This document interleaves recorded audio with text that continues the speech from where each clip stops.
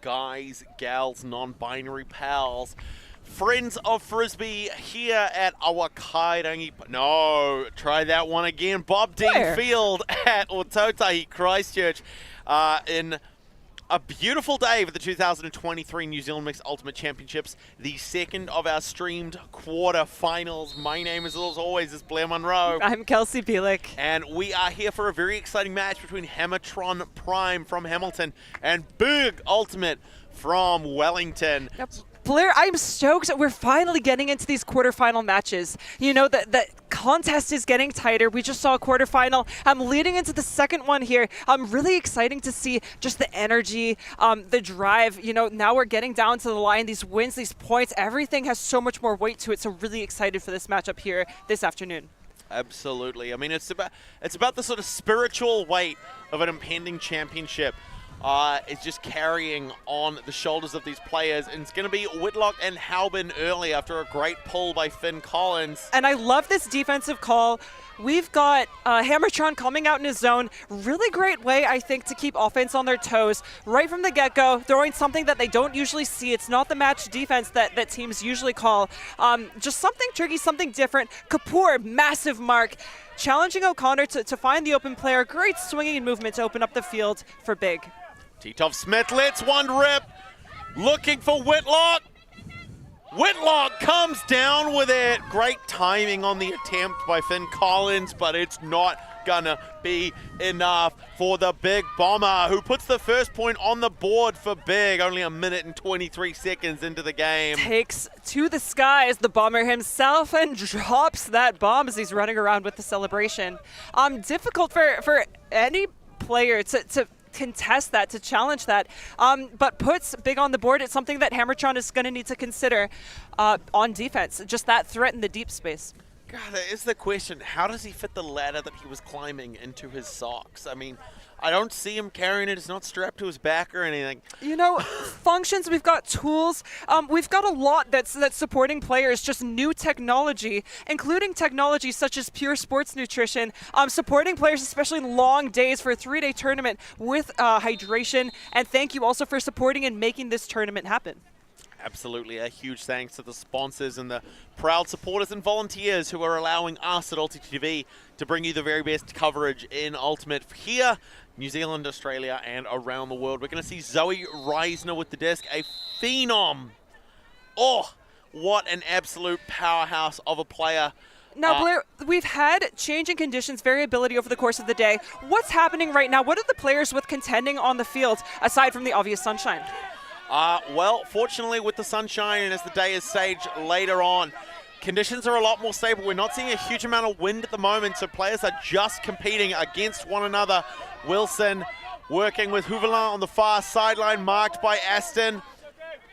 Hogan almost abandoned in the upfield space. She's still holding the disc. Can't get around the long arms of Reisner, losing yards to find Hamilton on a great aggressive upline cut. Can he get it? Yes, what a chase. Panaya in hot pursuit.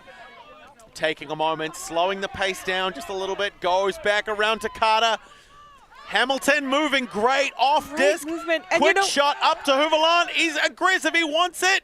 This is something that we saw. Big's defense really has been effective in the past. They've been so good at, especially with match defense, shutting down their opponents. And so it's awesome to see Hammertron with the energy, fighting to get open, the speed, the fleet feet they're using to cut through, make these sharp jukes and get open despite that really admirable, strong defensive pressure that Big is throwing. Also really exciting, as Blair was just discussing with the conditions, to see just things have changing up. We're seeing different strategies defensively, match defense here.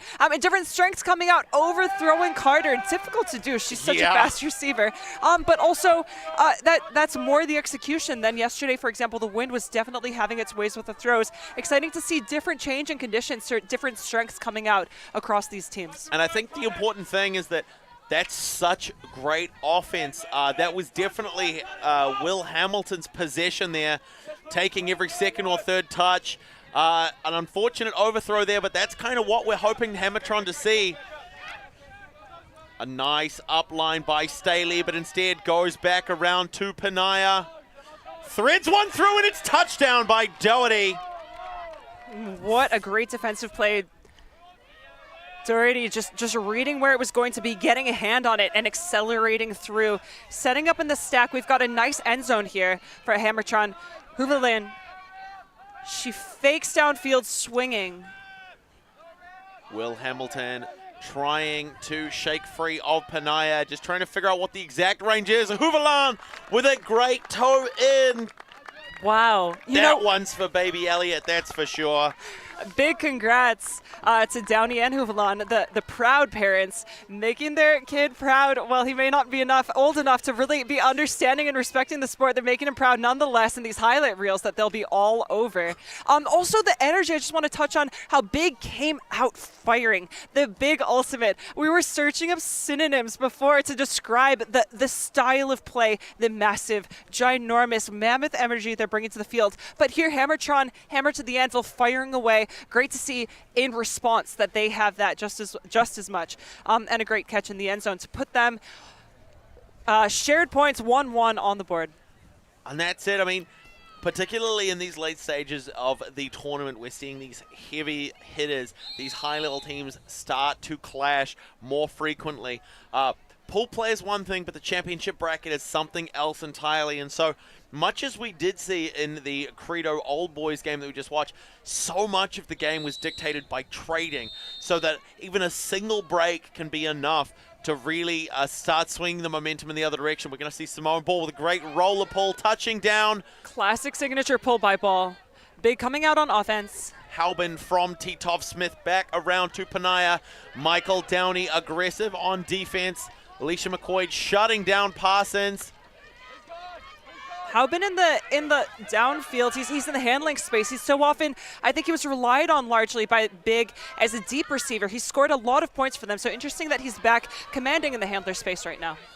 Melody Young marking Tara O'Connor, who manages to get one through to Titov Smith. A big hammer for Panaya. There it is. Mr. Consistency himself. That's a massive, even the height on that, while there was minimal defensive pressure, I see that and my gut turns a little bit, just being able to read it at the speed at which it's coming down, but no issue for Joseph Panaya as he sees it into his safe hands. Just an absolute beaut. Also, I mean, a great throw, but really exciting to see players like Panaya, who are so often, I guess, the opposite of Halbin, in that handler space. I'm saying it and I'm considering it, and really just it's a great, I guess, a tip of the hat to the dynamicism, I struggled with that word today, of the players across this team. Their ability to step into the handler space, out of the handler space, the cutting space. Panaya here scoring the points. He's so often assisting them, but reeling it in. And Halbin also in his ability to fill in the handler space and command the field, set up the plays as a handler as well. Just great work there. Tara O'Connor really setting that point up. She was pinned down on that far sideline by Melody Young, but definitely found that upline cut and then turned it into one of her own, really trying to stretch the deep space. We did see that hammer go, but the secondary options were there as well. Those maybe more precise, a little less sort of highlight reel worthy, but probably safer and a lot more consistent. Whitlock with a big pull. Fielded by Wilcock, going to Carter and Hogan. We're going to see that big zone settle in one more time. And Big's a good way of describing it. In addition to being the zone that Big is throwing, they've got a four-person cup. There's three people around. One person's covering the mark. We've got O'Connor there. Apologies. That's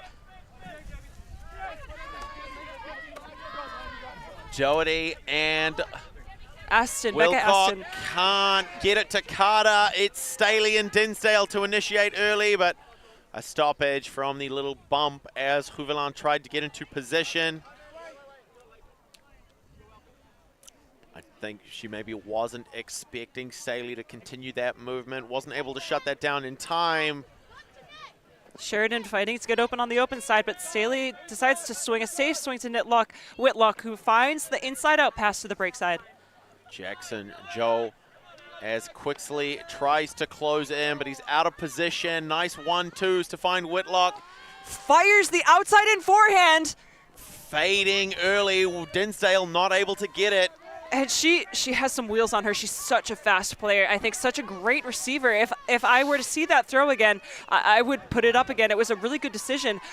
She's such a great receiver there, but again, just a little bit too far for her to chase down. And also a pretty darn good tournament organizer as well. Is that so?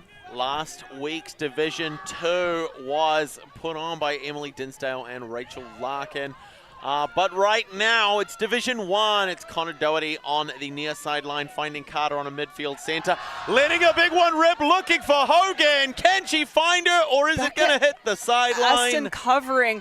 Really great look. Hogan's such a fast receiver. Becca Aston as well. I think a really great matchup there. Something that I'm excited to see for the rest of this point as well.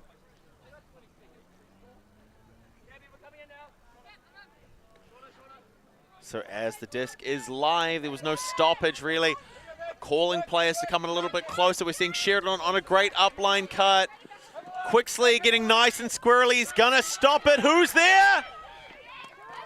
No one there for it, for Big. And so Hammertron have an opportunity to come back the other way. Morehu Cookson on the near sideline, trying to direct some of those upfield players. I'd like to see Big making, not having Dinsdale chase down throws that are too big, making slightly easier passes to her. The disc is on the close side. It looks like Morehu Cookson had it in his hands, called a strip, that Whitlock came through, maybe a little too eager with the D, while it was already in his possession, ripped it out. As we've said earlier, when a situation like that happens, Wilcock with the disc marked by Sheridan, tries to find Carter, has to fake her off in favor of a reset around to Morehu Cookson. When players simultaneously grab the disc, it favors the offense, and so that's why Morehu Cookson was able to get the disc back despite Huvalan, great grab in the end zone. Reaching to the maximum length. You know, She covers so much ground. She's such a massive player. Despite the fact that you see her on the sideline, she's a little bit shorter, but she more than makes up with it in her speed, her power, and her maximum reach as she reels the disc in. This is her return to the sport after the birth of her first child. It just makes it look too easy. Oh. My godfather, what an exciting quarterfinal we have ahead of us, folks. Look at that. Nice big reach. Making it look easy, that's for sure. We've got Hammertron now with another opportunity on defense. They're stacking a strong defensive line, definitely workhorses out there, looking to make the turn and then convert that into a break that they will need to win half, definitely win the game. And really exciting, so many of the games that have been streamed, I'm not sure if it's just for the fans. Players are out here just trying to make it look exciting for everyone, or if they're genuinely, you know, just trying their best and so well matched. But so many of the games we've seen today, even a few yesterday as well, so evenly matched. They're just neck and neck. So really great to see, despite the racing heart, the adrenaline that we feel here on the sidelines. So exciting to see these closely matched games, especially right off the bat, these two teams, all on the board. Great pull there by Collins. It's going to be Titov, Smith, and Panaya as Kapoor and Smith shut down the first couple passes. Terry with the disc goes low to find Panaya, pushing towards the far sideline. That Hammertron zone, nice and aggressive. Finn Collins in the deep space, just checking a couple over his shoulder every so often. He's got a couple of players a lot deeper than him, but he's trusting his ability to get into position. The jaws are closing. Great communication. Panaya. I love that creativity between Panaya and Titov Smith there.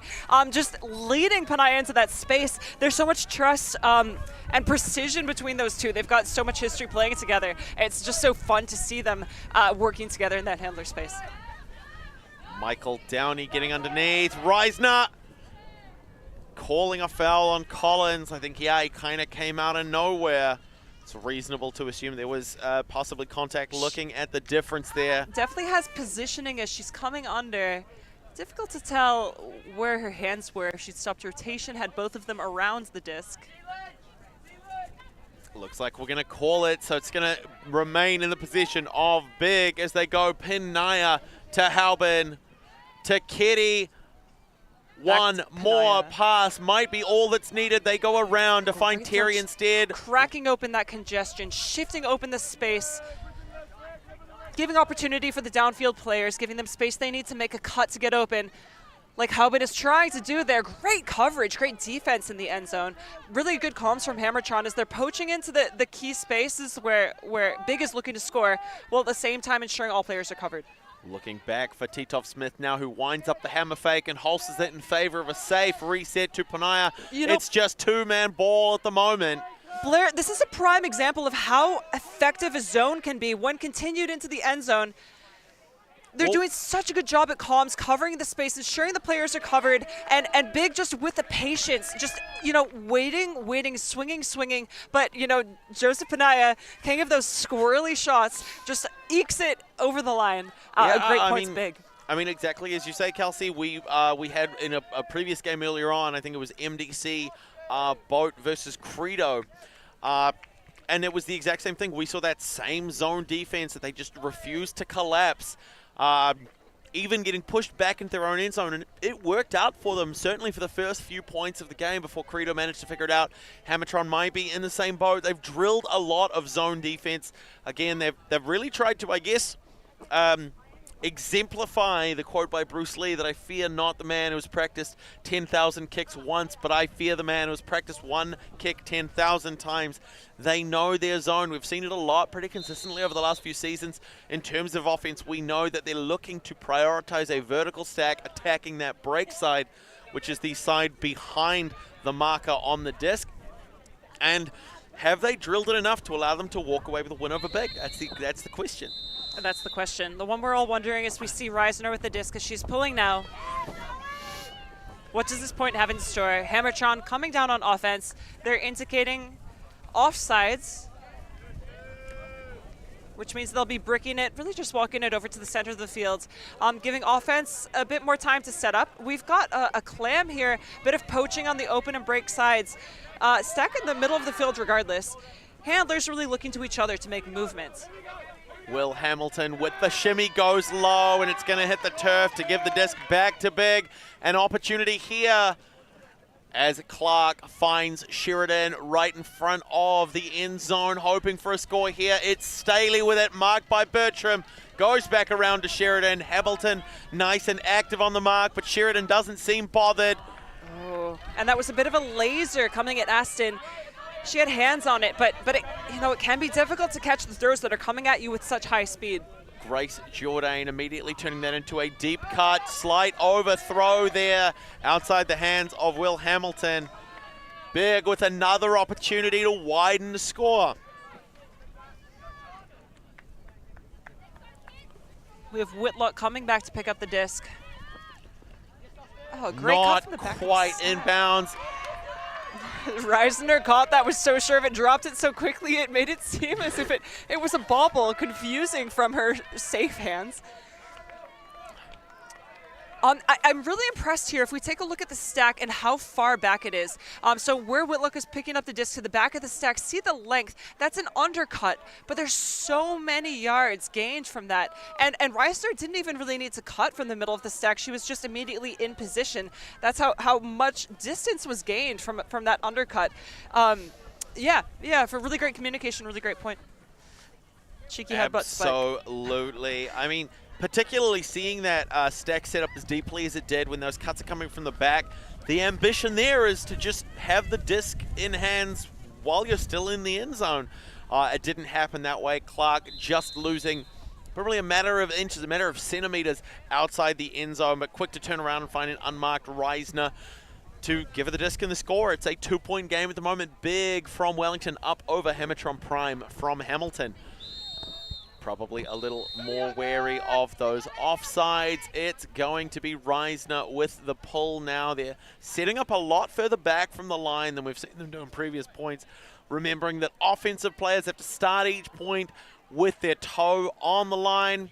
No point of any defensive player's body is allowed to cross the line before the disc is released, but a perfect pull there.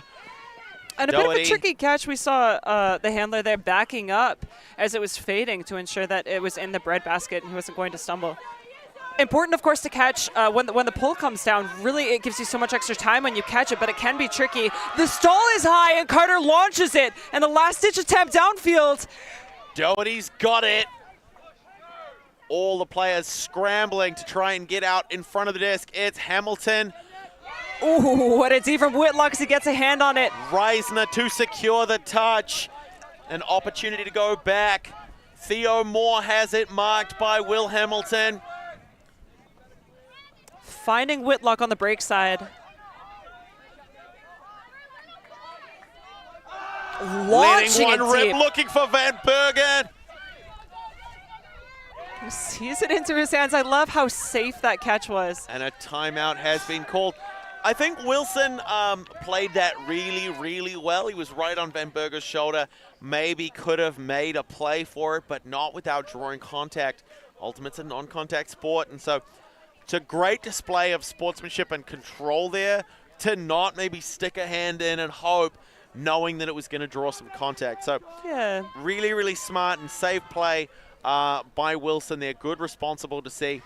Of course, a timeout called. Now, why do you think Van Bergen called that timeout, Kelsey? Well, he just made... Well, we'll talk about the timeout in a moment. I just want to shout out, this is one of my favorite things that happens in Frisbee, a last-ditch attempt. You know, a high stall, huck downfield, cleaned up by your team is so satisfying.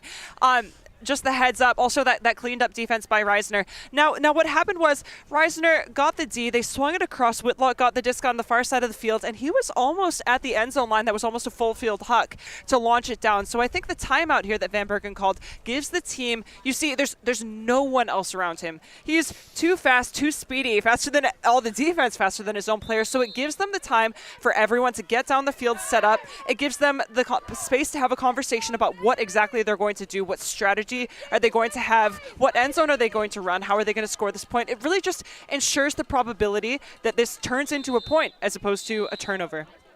Right, and so we will see Big establish their offensive structure before anything else happens. Once that has been confirmed, the defense will be able to figure out how they want to respond. Looks like they're going to be sticking to a match defense. I think, based on the structure, they're looking to isolate Zoe Reisner in the front of the stack. She's double covered at the moment by Bertram and Carter poaching in the lane. We've got the other players bracketing the rest of the stack. It's a bit of a shaky. She's gonna ask questions about whether or not that was in. She definitely dragged her toe. When did she have control of the disc, though, is the question that we need to ask. See it one more time. So if you're straddling the line in Ultimate, if one foot is in, one foot is out, that is out of bounds, did she have her foot down when she had control? It's a tricky call. It's a really hard one to see, but it looks like they're going to call it a point. So Big are going to be up by 3. Great toe drag nonetheless. Really great awareness of sort of not just where the field is, but also where your body is. Great proprioceptive skill there. Definitely. You know, there's the extra step. She could have left both feet in bounds and laid out for that. However, that is one of the more painful things I think you can do in this sport. Layouts, you see commonly people are at speed. They're going forward, which means the momentum of your body is moving forward as you lay it out on the ground. When you're just catching something and you're statically flopping down, there's no other feeling, really. Having the wind fully knocked out of your lungs, it's a much more painful experience. Another timeout has been called on the field. Looks like it's going to be Hammertron having called that timeout after the score, just to take an opportunity, maybe slow down the momentum on display by Big. Big currently up by 3. The score is 5-2, which our scoreboards on screen will reflect shortly. And I think that's a really prudent call by Hammertron. You don't want the other team getting away with too large of a lead. You know, you want to throw a wrench in that, but at the same time, things have slowed down. And so we will see what the result of that timeout is in a next point when we are back very shortly.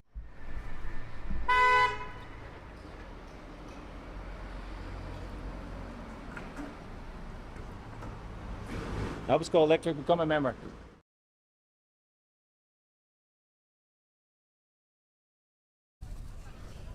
And so we are back. Hammertron to come out on offense one more time after that great toe in by Zoe Reisner. We will see what, if any, adjustments those teams made during that little timeout break. A game to 15 for a shot in the semi-finals.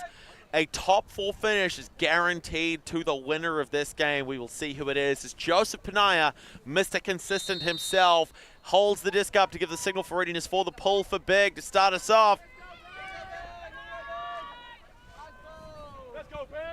Hamilton and Carter with Wilcock in the upfield space. Sheridan and Titoff-Smith really streaking downfield, adding pressure to that first pass. Titoff-Smith especially just adding pressure. I was concerned that was going to be a Callahan if he'd laid out for that. Disc in the hands of Carter. There's a lot of pressure right now, and it's a really dangerous space. A great pull, great wheels going down because Hammertron needs to break it out of their zone right now. This is a dangerous area for them to be swinging.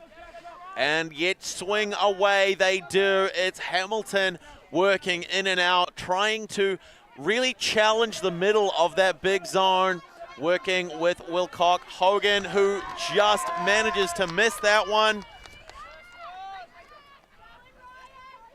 I think just one more little miscommunication might give Big an opportunity. Really great defensive pressure to prevent Hammertron from gaining a lot of yards.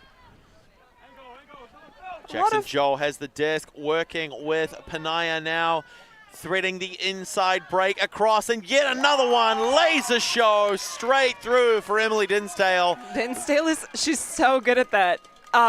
Scoring points, that is. But also I'm really stoked. She's been so free this game. We've seen so many shots her way, and great to see them, recognizing her openness as a player. She's incredibly fast, difficult to mark, but I'm so stoked to see one thrown respectfully to her breadbasket instead of making her chase it down or going out of bounds. Such great positioning. Great point.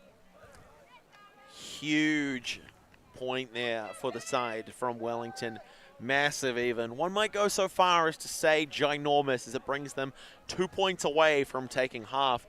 Whatever discussion Hammertron had during that timeout may not have been enough, or it could just be that Big knew that they had to fire down. They really had to pour on the defensive pressure, which they did. We saw Titoff-Smith and Sheridan in particular heading up that defensive structure, really able to generate that turn early. And I was a little bit confused about the timeout that Hammertron called. Just to recap that, they called it because likely Big was getting away with points. At the same time, Big had just called a timeout to convert that. It wasn't as if they were carrying their momentum into it. So throwing another timeout shortly after does give you time to discuss defense, to discuss strategy, but it is less strategic in slowing things down and stopping the tempo of the game. So yeah, interesting space. I mean, they have their own reasons for calling it and bringing that to the field. There are a finite number of timeouts that each team has over the course of the game, so that's also important to remember.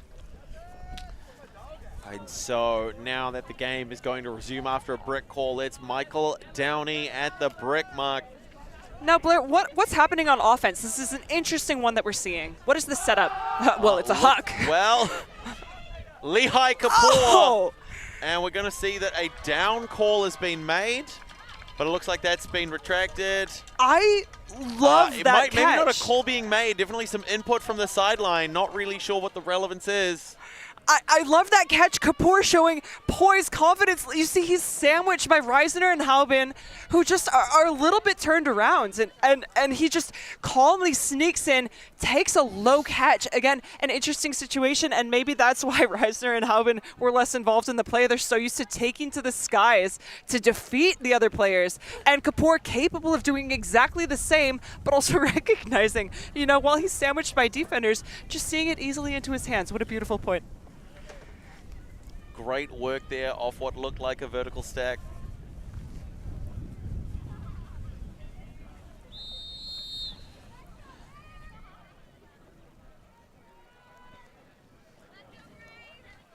Hammertron to come out on defense now. It's going to be Simone Ball, Smith, Young, McCoy, Michael Downey, Lehigh Kapoor, and Finn Collins to start us off. Roller pull again. It's edging over. It's just going to cross the boundary. It's going to need to be brought in at the sideline. An opportunity for a Hammertron trap here. Michael Downey marking Joseph Panaya, trying to stop that reset. Whitlock manages to get around Collins regardless. Huge touch by McCoy, almost as though she was waiting for it. And now she's looking for the continuation. That deep look. Downey sees her holsters, decides for the safe swing instead. Yeah, I mean, a Michael Downey to Alicia McCoy assist would be a little bit too Friday for a Saturday. So it looks like there may have been a travel call there. The disc is going to return to the hands of Maria Smith, marked by Lynch. What a big defensive play. And that's something that I've really been appreciating from McQuaid as a player. She comes in, and I feel like all she does is incredible big plays. She hangs out until she can do the most impressive thing and makes it happen. The big thing that the team direly needs. Yeah, such a solid player. Simone Ball, great sell there to get free from Terry, finding Downey as an option in that midfield space. Penaya getting close, but not close enough to make a play. Simone Ball again, is she going to let one rip? No, she's going to holster. No, she is going to let one rip. Oh, definite contact there. Looked like McCoy was hoping for the bookends, but little shoulder barge there with O'Connor. Not going to be considered a call there. I think she recognized that foul or no. She'd maybe jumped a little early. So Penaya to Whitlock. Over the top of Kitty. He's not going to be able to pull that one down. And so Hammertron have an opportunity to bring it back to 2-point game if they can exhibit patience Kapoor and initiating intensity. early with a strike cut. Ball trapped on the sideline. Finds the swing. Oh, great movements. Smith, great movement from Smith. Ball with the disc. Launches it again, going for the repeat.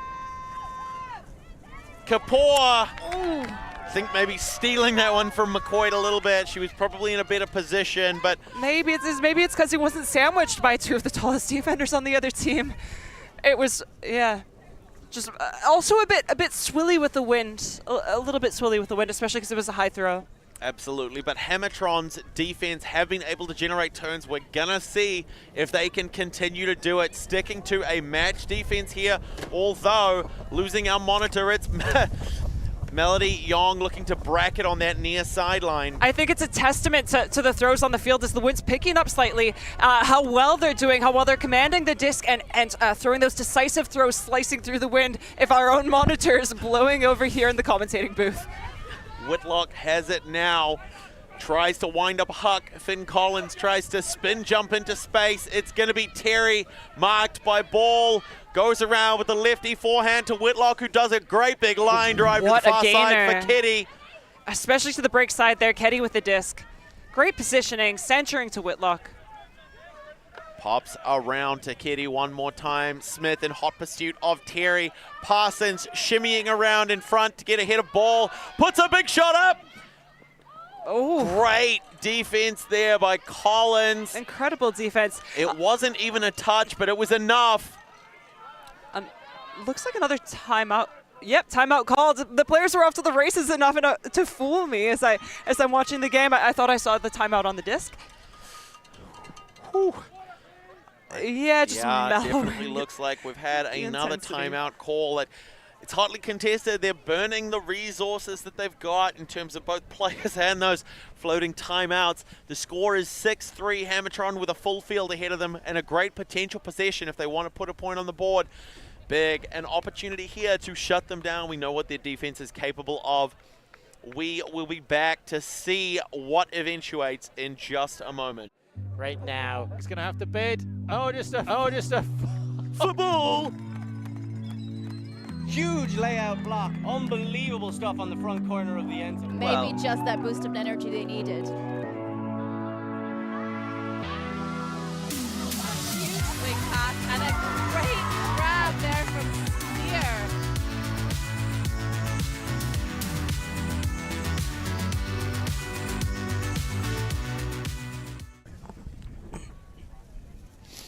Kia ora koutou, welcome back. We have the tail end of a timeout here between both teams. It's been a hotly contested first half. So teams just taking the time to reset, just to simmer the high intensity, high emotions. What are you thinking coming out of this timeout, Blair? I'm thinking that this is probably the longest point we've seen in this game, which is just a testament to the aggressive defense we're seeing from both sides. We've seen a lot more turns, I think, in this point than in all the previous points put together. That might be a slight exaggeration, a slightly hyperbolic statement, but not too far from the truth. We're going to see Hammertron pick up and initiate first. They're going to set their offensive structure. We've got Finn Collins, Lehigh Kapoor on a near side. We're seeing something more closely aligned to a very sort of loose horizontal stack, I'd say, more than their old style Hex offense that they've traded out for more of a vertical look this season. Yeah. An intimidating place to be right now as a handler on offense. There's so many players around the disc. You see so many black jerseys in that cup. Downey fighting to find where the open player is right now. They're just sneaking it down the sideline. They desperately need to center it.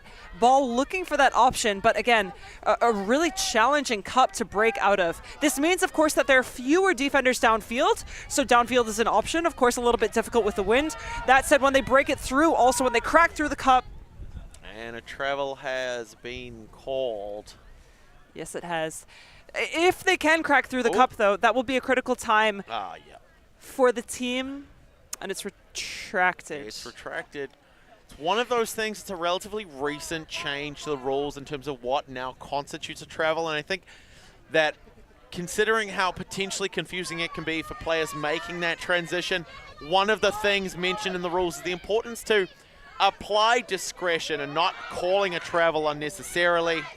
Also, though, it can be really tough if a travel is called and then just retracted. Props for retracting a call like that, but at the same time, it means you lose a lot of momentum. What a catch. Absolutely. Keddy in the end zone. Great work by Keddy.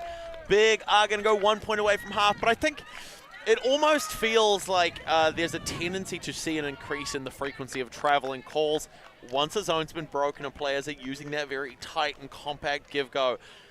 And it's hard not to see it as a punitive response to getting your zone broken. Not necessarily saying that that's what has happened in that situation, but particularly at tournaments, certainly this season and the last season, when we've seen that rule be implemented a little bit more, trying to see teams implement a more dribbling-based or sort of give-and-go style of offense, we're seeing a lot more travels be called in response to the defense getting beaten. And again, it's one of those things where it's a self-officiated sport. The players have to make the calls themselves. I think that as long as those players recognize, hey, that call was made in good faith, then that's really all we can ask for. That's all we can ask for. Yeah, I mean, it is tough on offense, though. If a travel is called, you make the throw. And even if play goes on, just knowing that everyone has stopped, you know, they've waited, and you do lose a little bit of that momentum, that speed that everyone's going at. Yeah, but props to both teams for kind of maintaining that headspace. Beautiful point by Jack Keddy. We've got Big on offense. Reisner with the pull.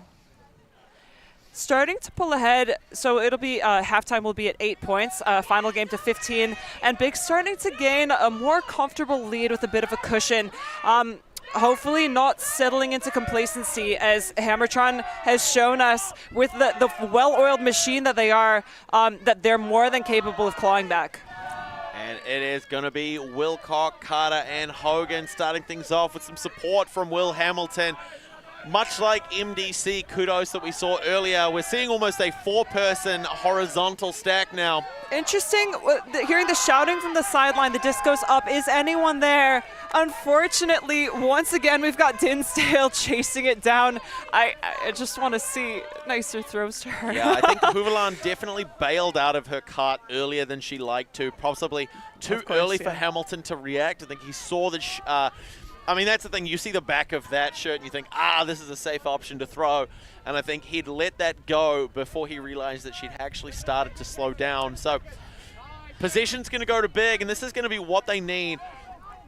Great cut there by Clark. I don't know if you could see that on our cameras, but there was an almost Roadrunner-esque cloud of dust peeling up from the back of his cleats. Panaya with some massive shoulder fakes. Jackson Joel finding Aston, threads through to Reisner, marked by Carter, puts an inside shot. Bertram goes big and early, but Dinsdale pulls it down. To Clark, again marked by Wilcock. Finding cut. Reisner, what a great cut. It was Panaya as well, pulling out of that space that opened it up for a great cut by Reisner, and a quickly snap one through to Becca Booth for the score. Some really great offense there. Huge offense there, massive offense. Really great. Enormous offense from, what, if only I could remember what that team was called. Great work by Reisner to put one through to Becca Booth for the score. An enormous play from a colossal team, for sure. I also wanted to comment on the defense. Really interesting. We were hearing a lot of commentary from the sideline, leading me to believe that Big was throwing a transition, not a transition zone, a zone for a certain number of passes before they switched to person defense, which turned out to not even be an issue with the turnover that they generated. They're just going too far for Houvelon to reel in. But yeah, great point to take half. What a pass, what a finish. Big now up by 5 points, certainly walking away with the first half in this game to 15. We are going to be back with the continued coverage of this, the final match of our stream schedule for the second day of the 2023 New Zealand Mixed Ultimate Championships. As always, my name is Blair Munro. I'm Kelsey Bielik. And we will be back with you very soon.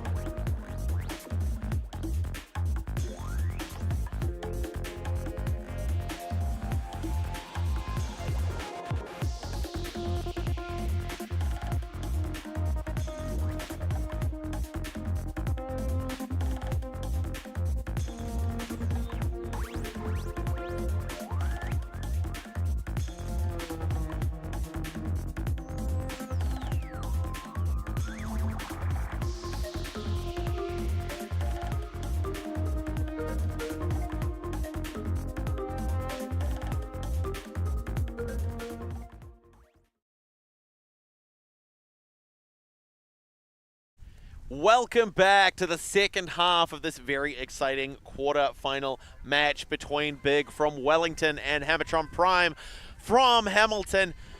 Big having taken half 8-3, already on the field, ready to go, fired up. My name, as always, is Blair Monroe. I'm still Kelsey Bielik. She is still Kelsey Bielik. Oh, thank you, Blair. And it is so good to have you here. Who else could I trust to be the eyes in the back of my head to keep your eyes on the field when mine are on a monitor and vice versa, to make sure that no one at home is missing even a second of the action, getting the very best in terms of insight, context, and commentary. The skin in the booth to feel the cold wind on our faces, that while players are out there in short sleeves and running around, it is a little bit chilly with these windy conditions. But the game is heating up, and Hammertron are going to come out on offense for this second half. We had Finn Collins with the opening pull of the game, so the responsibilities for opening the half with the pull will fall to Big, regardless of who the last person to score was. Yeah, and a really exciting first half. We're seeing, it's the most cliche, the most classic. While the score is 8-3, Hammertron have been fighting tooth and nail through every point. The amount of energy that they're leaving on the field is exactly what I would expect. You know, what you need out of a quarterfinal like this, you need to leave everything you have. They're fighting tooth and nail, drawing out the points and really challenging everything Big is throwing their way. Big, just, at the end of the day, slightly more disciplined and snaking through with those points. Yeah, while the scores, Big is starting to pull away, starting out on top in this half. Hammertron still very much in this game. Starting out on offense this point. We'll see if the strong with the pull. O-line with Downey to ball with the disc can convert. Sheridan aggressive on the mark, goes up and over to find Furness. We are seeing another zone from Big, but it's slipped through to find White via ball. Back to ball, far sideline, Van Berger right up front. Austin Clark in that second line of defense. Sheridan taking responsibility along with Van Berger to shut down any first passes where possible. Finn Collins didn't have a deep shot available, so he instead looks to just reset and keep the disc moving.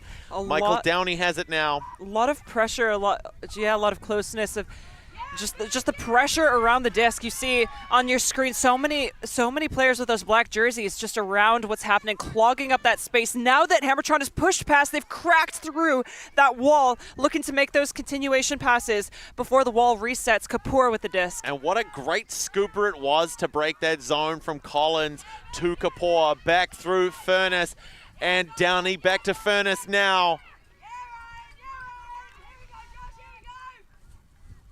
Oh, I love this zone offense. They're doing such a great job of really positioning and moving the marks with the step outs with their shoulders. Oh, what a great layout. Borderline belly flop by Van Berger to shut down that inside shot. Yeah, ball just threading the eye of the needle there. And initially she put it up and I thought, what a great shot. But Van Bergen showing that, that wasn't a needle, that was a wall she was trying to thread. Sure. And you don't thread walls, folks. You can try, but you've just seen what happens. Sheridan hard attacking to find Aston on the near sideline. Bounces one through to Reisner. Van Berger calling for it, but the defense getting into position. White, nice and aggressive. Staley getting looked off in favor of an around shot to Austin Clark as Kapoor closes the trap.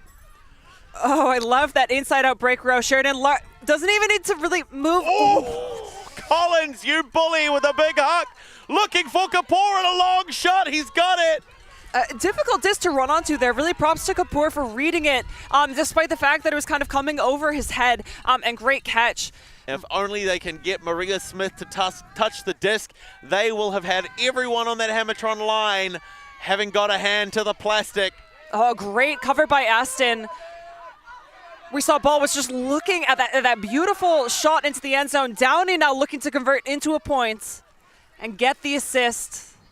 Collins on a great cross cut right in front of the disc, but it's not going to be the option. Sheridan, so shifty. The overhead is going to be the first point of the half. Well done to Hammertron. You know, a bit of a sneaky shot there, a cheeky little overhand, a small hammer, and not.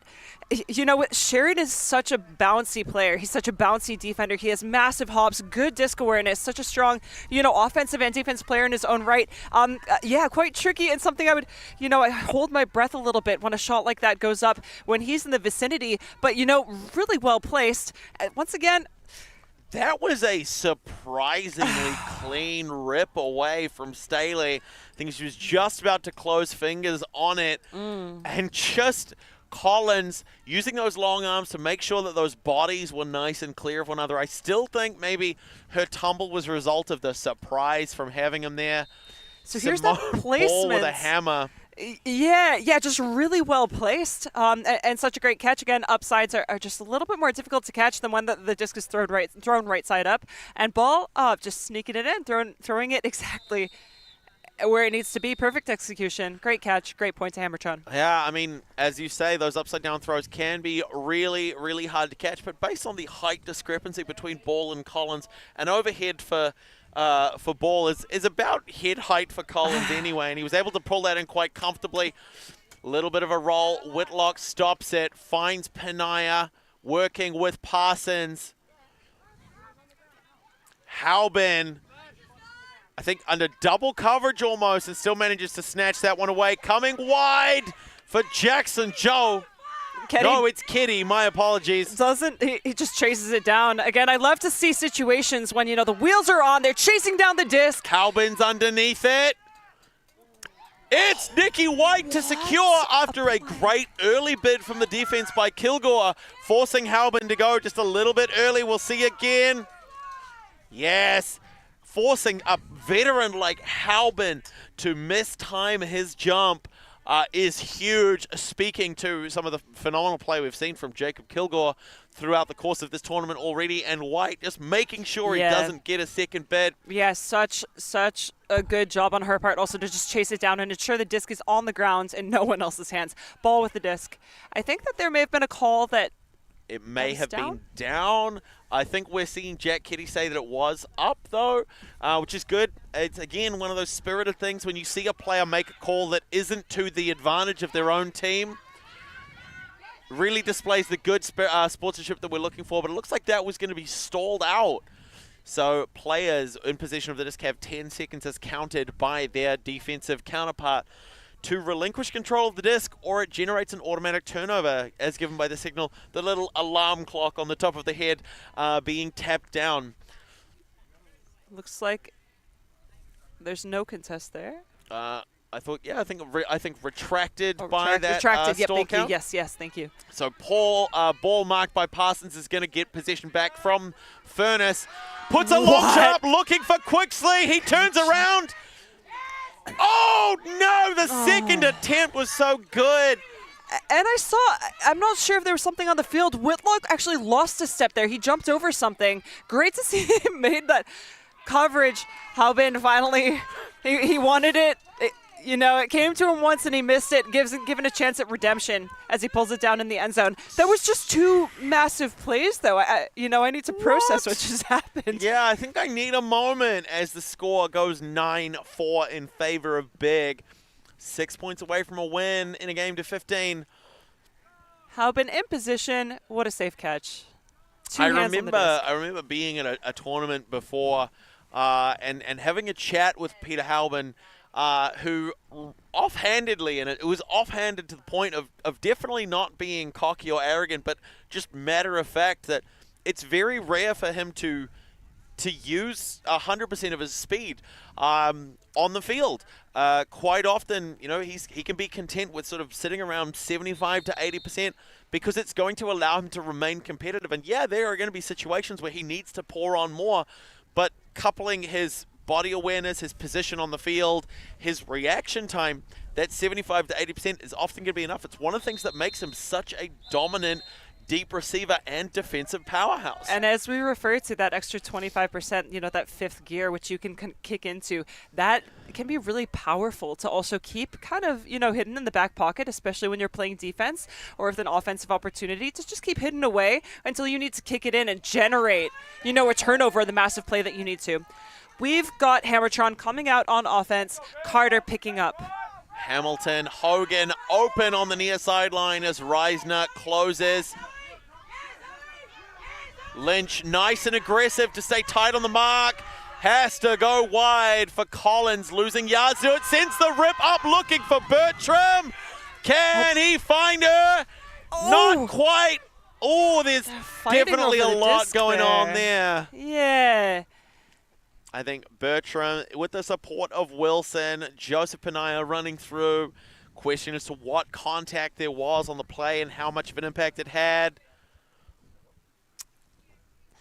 I'm not sure what the call was. So it looked like to me that it went through her hands there. She didn't make that catch, and that was clean. However, I think the conversation sits with the second part here where it looks like they were juggling with each other. Yeah, it looked almost like it was tapped back into Briar Bertram's arms, and then Panaya took another swipe.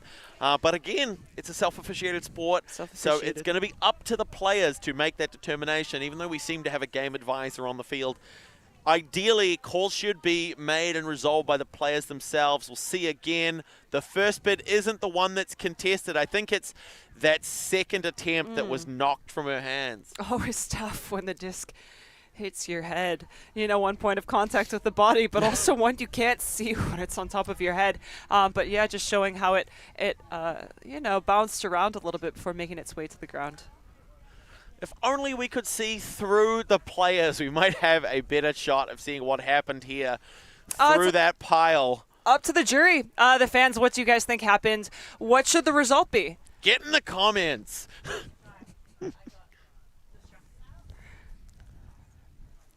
Contested foul.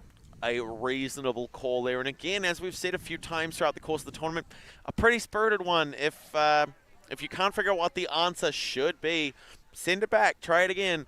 Yeah. Sure, it's going to sting kind of on both sides to not be able to be persuasive and to be able to make your argument, but it's better that you're allowed to return to play instead of just turning it into a small courtroom drama. And also I love to see the high five. Yeah, the high five at the end, just showing that there is sportsmanship and no bad feelings on either side.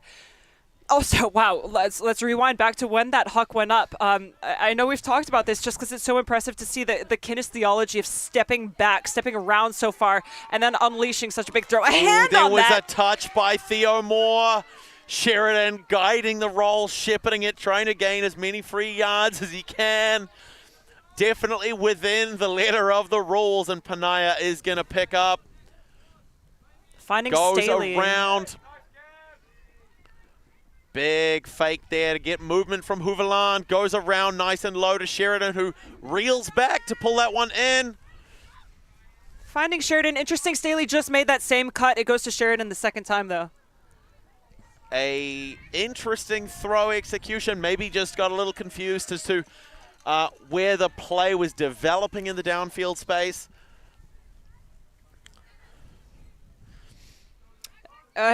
Formidable place. We've got Sheridan on the mark. Yeah, a dangerous place to be stuck with the disc as a handler. You're looking to really clear it out of that space. We've got Reisner on the swing to Hogan. Gets it. No Callahan just yet for big as they want it. Houveland has the disc now marked by Staley. Can't drive one up the near sideline. Puts a shot across to Hogan instead. Cuts all the way through. It's going to be Lynch who gets a touch and more to reinitiate. Hammertron struggling to make movement there. It looks like they were kind of stuck in mud. They were really struggling to make space. Disc goes wide. Another point on the board. I'm going to count that as a bookends for Lynch as well. Managed to secure the turnover and then closing out the point to bring it to 10 big over Hammertron Prime 4. I think, yeah, easy to get caught up in the point, but really well recognized. Yeah, her defense has been so fire this game as she's done such a good job shutting down those handler marks. Great catch by Reisner. And just, again, it's noticing that, hey, Kelly Carter's peeled off me. If I just run away from her into all this wide open space on the near sideline front corner, Reisner can put a throw out there, easy peasy. It's also downwind, and I love that heads-up offense when everyone kind of gets glued into the space in front of them, which is obviously active. All the players are over there, and yet Becca Lynch, you know, she's in that space. She sees where there's nobody else, just sneaks in there, and it just makes for such an easy point.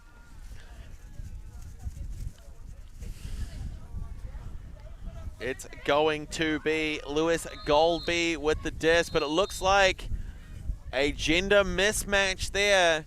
Communication from the team on the sideline. Reisner and Lynch just communicating with the players on the field. Yeah, about the current gender match. This is mixed ultimate. So every few points, it does switch the gender majority on the field.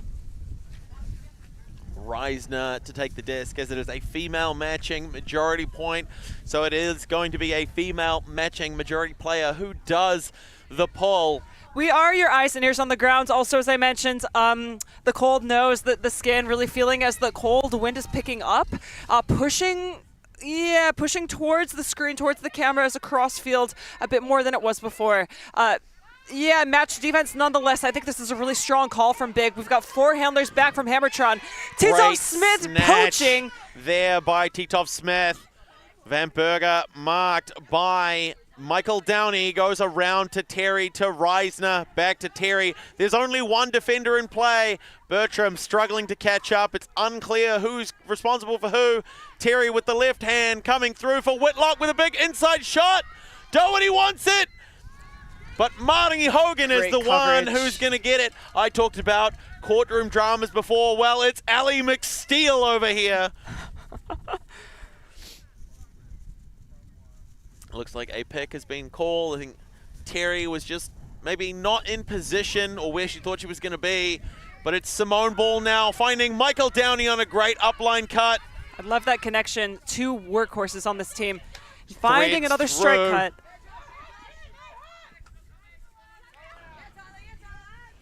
Oh, great reach by Bertram as she took a knee.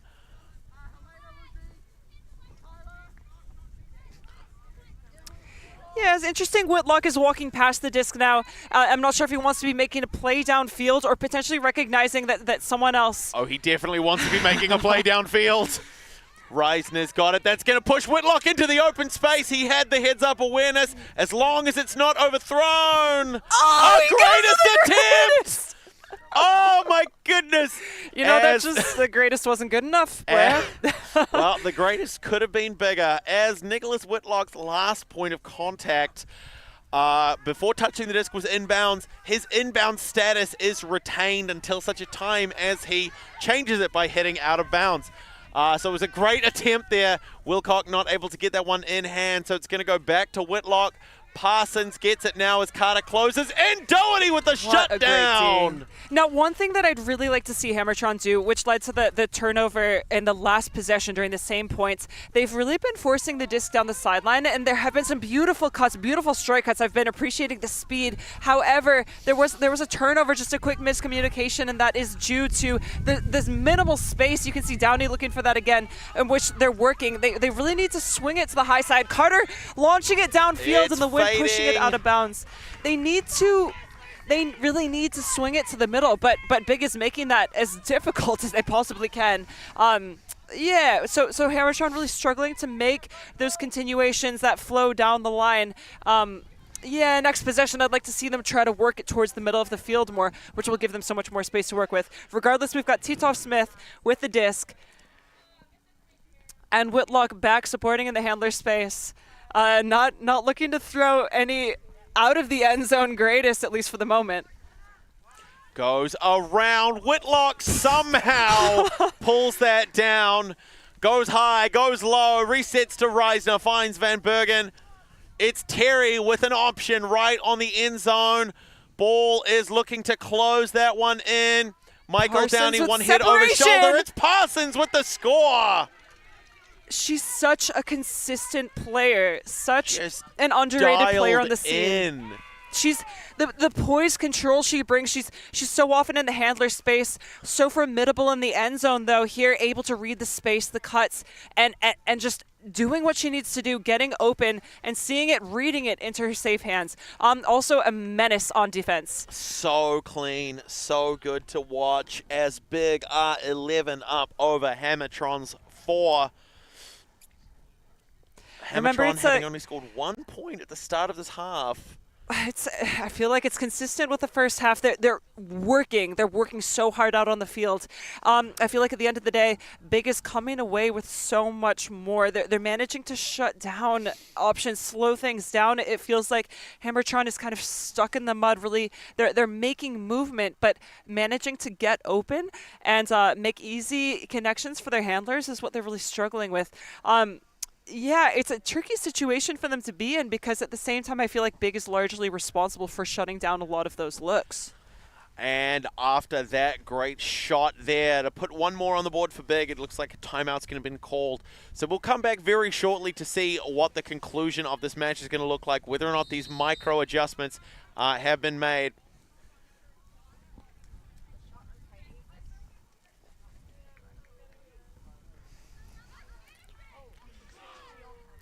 As Hammertron cheers, getting their minds on the same page, sending out the line that they need to begin their massive uphill climb back. The Tron train, are we going to see it? 65 minutes into the game. Now, admittedly, we have seen a lot better defense, from Hammertron this half. The points seem to be stretching a little bit longer as Sheridan puts up a huge pull towards the far side front corner of the zone to be fielded by Ball to find Downey. A great attempt by Halbin, but it's not quite enough. And a really deep stack as soon as we see players like Downey getting the disc, just 2 options streaking deep. Working to keep the movement going. Again, the zone from Big just massively shutting down, slowing down a lot of options. As soon as they crack through it, that's the solution they need, the key. Great reset option there by Quixley to find Ball, working with Furness. Finds Downey near sideline. The fire call there. I love this. Oh. That is what Hammertron needed. You could hear from the commentary booth the call of fire, fire. That's pretty much a common phrase used in Ultimate to say, hey, our zone defense has insert your own euphemism of choice here. We need to scramble to cover the next option, and it came just a little bit too late. Downey managing to get that line drive from Furness well ahead of the defense, finding that option to see Finn Collins wide open in the end zone. Staley scrambling to cover, but it's not going to be enough. And you know, Blair, I think that fire's also a really appropriate call for what we just saw for that offense. Movement that, you know, just a plug kind of stopping the flow, the beautiful flow we've seen Hammertron moving in other games. The power that they bring to the field, but the zone just kind of plugging that, slowing it down. Nonetheless, as soon as they cracked through, as I mentioned, past that wall, that formidable wall of Big players, and Downey has the disc, just launching it with a fire shot across the field to score a point. Maybe that's why they were calling fire, just because the shot was so good. I'm going to correct you there. I think it was. Finn Collins puts the pull up. It's going to be fading a little bit. Is it going to touchdown inbounds? Is it coming back? Only just in front of the feet of Joseph Panaya. Kilgore trying to apply pressure on the mark early. Titov Smith. Because the face of the disc was facing the wind there as opposed to the underside, it managed to stay in. The disc goes up. Floating down. Oh, what a touch by Doherty. Coming down with it over Halbin somehow and managing to gain quite a few yards on that hit as well as the disc rolls back to just in front of the halfway mark. Ball to pick up, mark by O'Connor. She indicates they're forcing downwind. Strong around mark. pop pass to Downey the open side. muscling in front of Kitty. They're putting another high shot up. Who is he looking for? Looks like, oh! Is it Finn Collins again? You know, I'm going to call fire on that one as well. I didn't see much of a zone, but I saw a lot of fire on the field, like wildfire. Downey and his high outside-in forehands are definitely aflame, and I don't see an extinguisher in sight. Oh my goodness. It's Downey and Collins putting on a two-man show, and just when you thought they were done, encore. All right, we'll come out. We'll play you another one. Just too good, too smooth. That same high-angle forehand, just trusting Finn Collins to get underneath it. I'm wondering if initially that was meant for Melody Young. Oh, it was absolutely meant for Melody Young, yeah. And such a strong receiver. In this case, providing backup, but also great positioning on her part, making that open option, leading Downey to initiate it, to initiate that throw. And providing backup support. And so the score is now 11-6. Hammertron finally making a stronger showing in this half. They've managed to put 3 on the board in this half alone. So we're trading at the moment. It's been 3 points for Big in this half, 3 points for Hammertron in this half, which is really what Hammertron need to be doing as Simone Ball puts up yet another roller pull. It's going to touch down. I love the pop pass. Popped Whitlock, up into Whitlock's hands. no doubt a strong football player in addition to his Frisbee skills. Parsons cuts back for a little dishy. Whitlock looking for the around, popping it instead to Penaya. Penaya managing to pull that one down. Furness aggressively marking. Gives up the inside shot to Whitlock again. Going around. A nice switch there on the defense, but Ketty's going to be an opportunity to get involved. Penaya marked by Furness. Finds Parsons downfield. Parsons one more time again. And this is a dangerous place for to have her, really, if you're a Hammertron player. But going back, bouncing one off Penaya straight through to Ketty, even getting some applause from the opposition as Hamish Furness takes a knee. Blair, I've been getting really stoked on a lot of these points and a lot of these plays. We've seen a lot of athleticism, and I really love points like this too. And Ketty has shown us again and again how boring Ultimate can be when you do it right. Where there's not the massive cheers, there's not a huge layout, and that's just because he knows exactly where he needs to be. He makes it simple and he makes it easy. It's such clean Ultimate. What a great point. A beautiful inside-out shot. Ketty recognizing that. We're seeing the fans filling up in the stands, recognizing that as well. Some beautiful plays we're seeing, but again, I love seeing points like Ketty just scored there. Simple, clean, clinical Ultimate.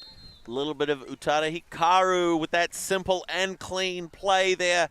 Hammertron to come out on offense. It is a 6-point deficit, a huge wall for Hammertron to overcome, but Hammertron probably know better than any that even being several points ahead is not a time to let off the brakes. So they can claw it back if they work hard enough, and if Big let off the gas, it's up to Big to recognize that Hammertron might very well be a second half team and to not give them the opportunity as Reisner sends up the pull.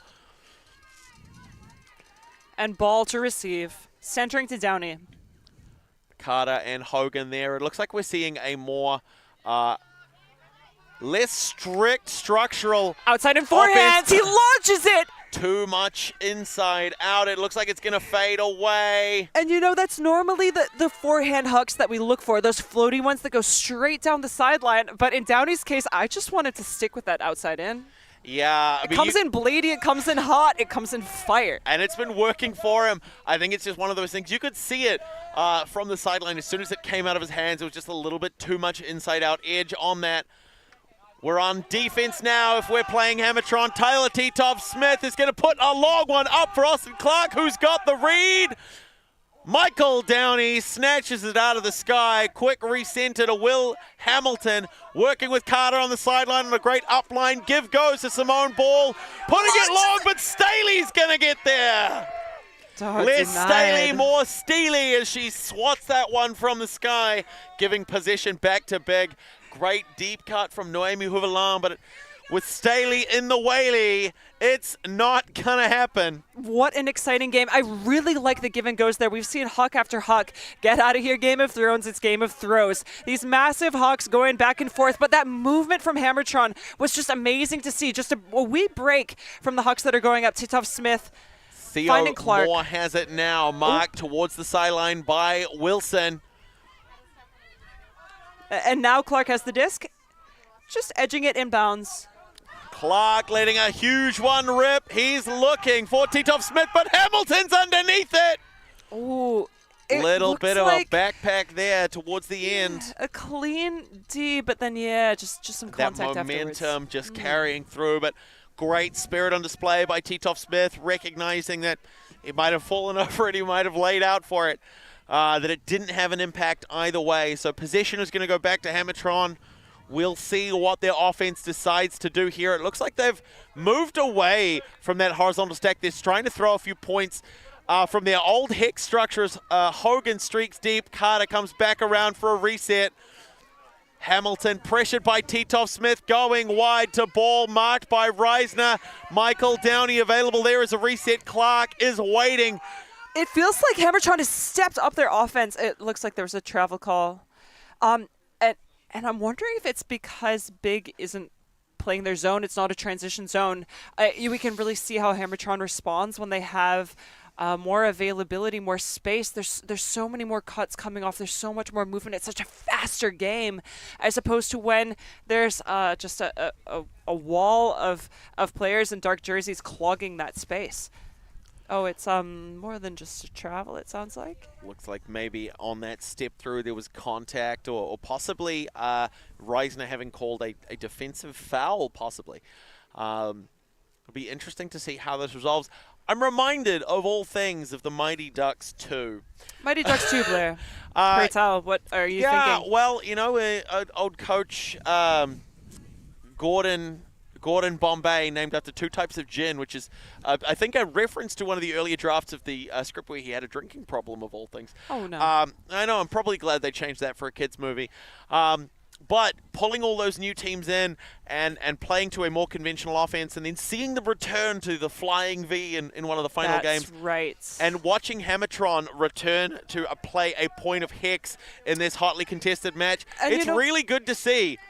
And one thing I really enjoyed about that second movie as well was the figure skater who did the spins in front of the goal. And just like this team is capitalizing. There's the Callahan. On the strengths, capitalizing on the strengths of the individual players as Clark takes to the skies, going quack, quack, quack with his hands. Maybe he heard me say it. Incredible what a huge recognition. Yeah, just awareness huge. on defense to make that happen. Let's see that one more time. They were pushed down. He tried the air bounce. It had enough air under it. Clark comes down with it. And Reisner steals it back. She wanted that stat for herself. But it takes a team. You know, everyone was recognizing the danger there. Getting an A on a test. The smell of freshly baked chocolate cake. Cut grass. New flowers. A cold glass of milk, a hot cup of coffee, a hug from a grandma. None of these things can possibly compare to how good Austin Clark must feel after a Callahan like that. My Godfather, what a steal there to bring Big 2 points away from victory. This is one of those gold nuggets, Blair's. You're not wrong. You're not wrong. One of those gold nuggets that as a player, you know, you score a Callahan and it just warms you up. Austin Clark is going to sleep so well tonight after that one. Dreaming of glory, no doubt, that he's earned out here on the field today. Whitlock with a huge pull. Looks like it's going to touch down outside the far end zone. And I love that. That's the high side of the field, folks who are listening. He's thrown that into the wind. Into the winds. Yeah, I think one of the first pulls of the day that we've seen coming out on the high side. Of course, the wind normally pushes the disc down to the downside of the field. A great pull could have been better, and that Clark is bricking it. Imagine, if you will, pressure systems after goodness knows how much physics and astrophysical evolution of the planet to bring us winds. all of that time, all of existence to be overpowered by one man with a plastic disc. Finn Collins has the disc now. And we're Kelly hearing Carter counting looking to stretch deep. from the sideline, leading me to believe that Big is throwing a zone for a certain number of throws now. Hogan to Collins. There wasn't a lot developing for him in the downfield space. They've definitely Quixley transitioned to match at this point. to Carter, popping through to Wilcock. Great movement. Around for a great upright. Can Carter get there? Not quite. Oh. And that was a really well-weighted throw with a lot of float, but it just fell away. Carter says go. He wants that deep look. Whitlock, sorry. Instead opting for the around. Oh, the stumble, but Van Bergen's going to secure it anyway. Whitlock is wide open in the deep space. It's Kelly Carter with the touch. She's there. She's got the touch. She's got the power.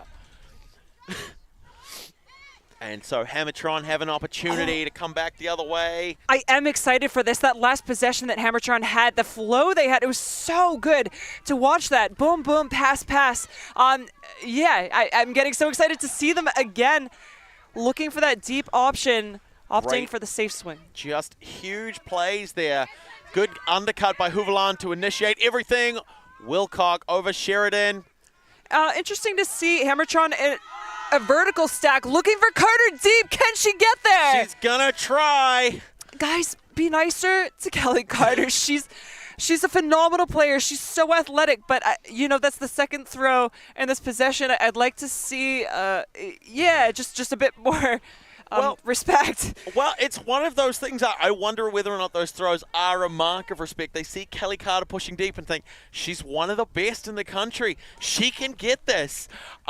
Huge attempts at those rundowns, but yeah, they are definitely overcooking, which as respectful as it may be, and as may sort of kind as it may be to sort of see one of your teammates as so capable, if it generates turns, you're making them work for not a lot of reward. Bakers need to get the buns out of the oven on time and not be burning things. Overcooked is not how we like them. We've got Big on offense now. Staley coming back to Whitlock. Quixley getting too close, trying to take a bite, letting those shots go around. Jackson, Joel, Collins calling for a switch to pick up Whitlock.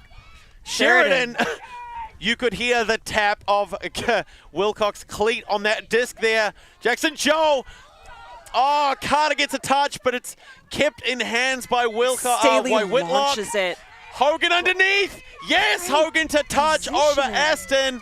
You know, I really liked when Staley put that up. Aston is such a fast receiver. She's so good at reading discs. She's so good at scoring points. But also, Hogan just knows exactly where she needs to be to make that defensive play. Yeah, let's have a good decision, obviously, when Hogan is in the vicinity. Do we get to call a timeout, Kelsey? Do we get to take a break? As I've mentioned yesterday, I'd like to just check in with the fans again, health and safety. Scooch back to the edge of your chairs.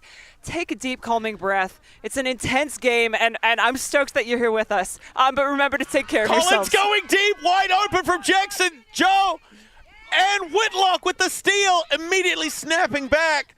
Quick through to Sheridan. Goes around wide. Around. Whitlock gets a read. Runs onto it. It sounds like there was a foul called on the throw, after which Sheridan retracted the foul and called play on. Just a bit of confusion on those comms, which led to the stoppage right now. Now, one of the most interesting phenomena in New Zealand is the fact that the power grid typically spikes at halftime in a game featuring the All Blacks. The implication being that that's the moment people get up and rush to make a cup of tea. We don't get a break. We don't get a cup of tea. We don't get the chance to calm down. It's Big versus Hammertron Prime.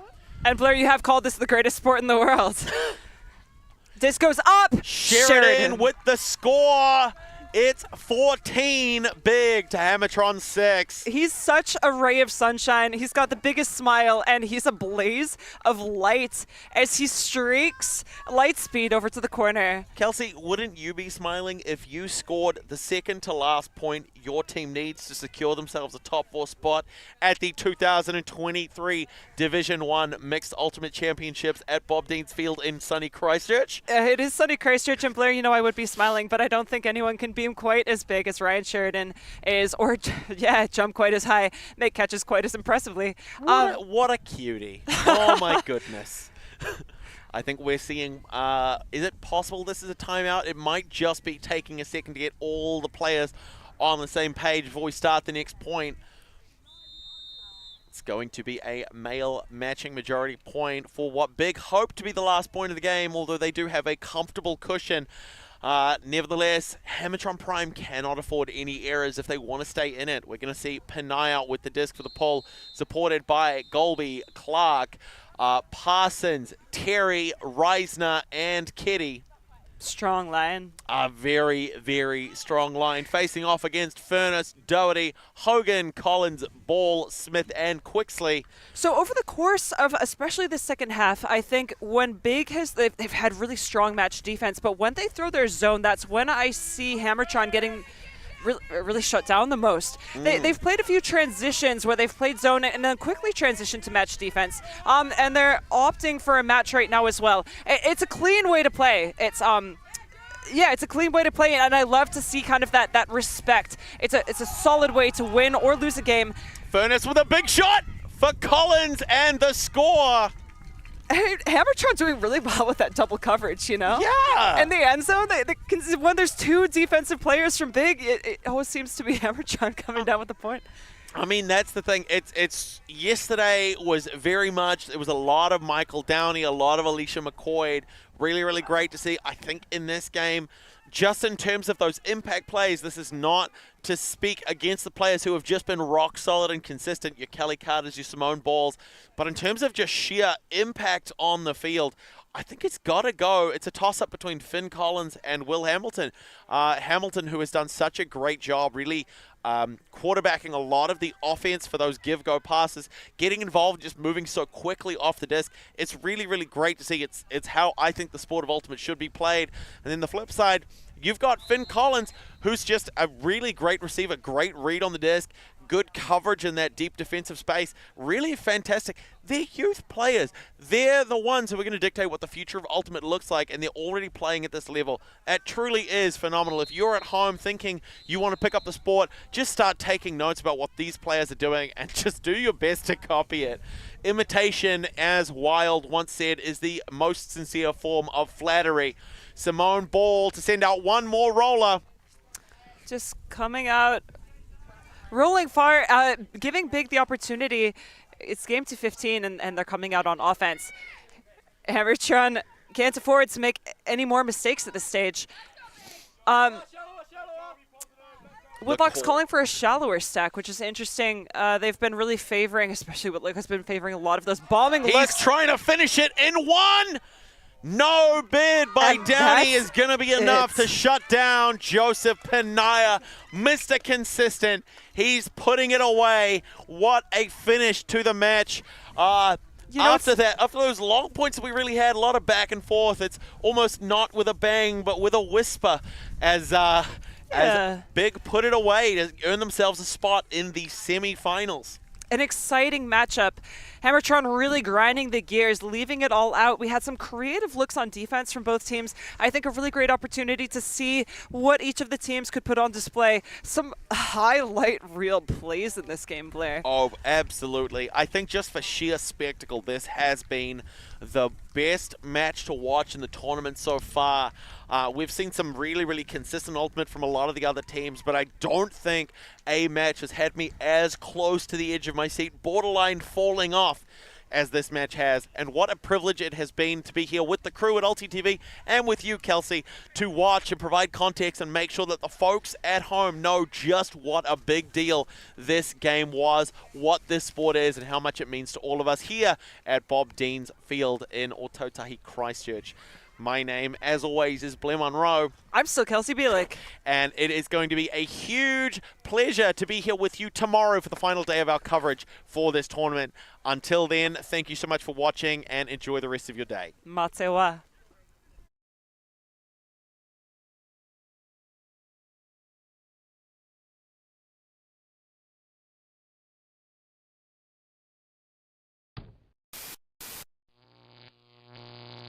ULTI.TV